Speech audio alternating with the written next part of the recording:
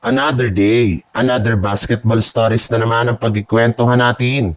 At ngayon nga, yung pag-uusapan natin ang balitang may pasabog na nga daw ngayon ang Los Angeles Lakers. At ang balitang may bagong ipapalit na nga daw ang Golden State Warriors kay Stephen Curry.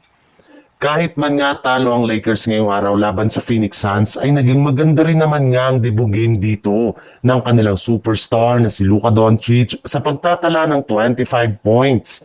7 rebounds at 4 assists sa kanyang 4 out of 8 shooting sa 3-point line. Kasama na dyan ang kanilang mga highlights play sa loob ng 22 minutes. Sa playing time na merong plus 11 na efficiency ratings.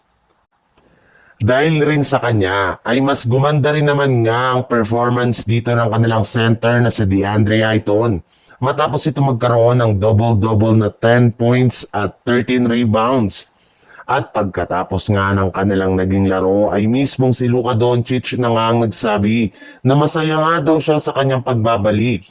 Hindi rin naman nga siya nahihirapan na gumawa ng plays sa kanyang mga bagong teammates lalo na kay DeAndre Ayton. Naniniwala nga siya na magiging madali para sa kanyang dalawa na makagawa ng chemistry sa loob ng court sa kanilang mga susunod na laban. At yan nga daw ang isa sa mga dapat pakaabangan ng mga fans ng Los Angeles Lakers. Sa ibang balita naman, nagawa na naman nga ng Golden State Warriors na makapag-comeback sa kanilang game ngayon araw. Score na 118-111 sa pangunguna ni Stephen Curry na nagtala ng 28 points, 6 rebounds at 5 assists. Will Richards na nagtala ng 13 points.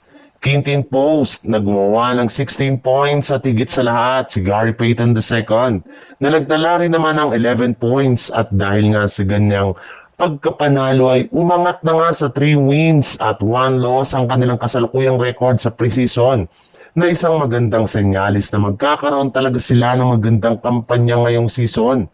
Kahit man nga out ang ilang kanilang mga player ay nagagawa nga makapag-step up ng kanilang mga players na nangangahulugan na malalim talaga ang kanilang bench na siyang mapapakinabangan nila sa pagsisimula ng regular season.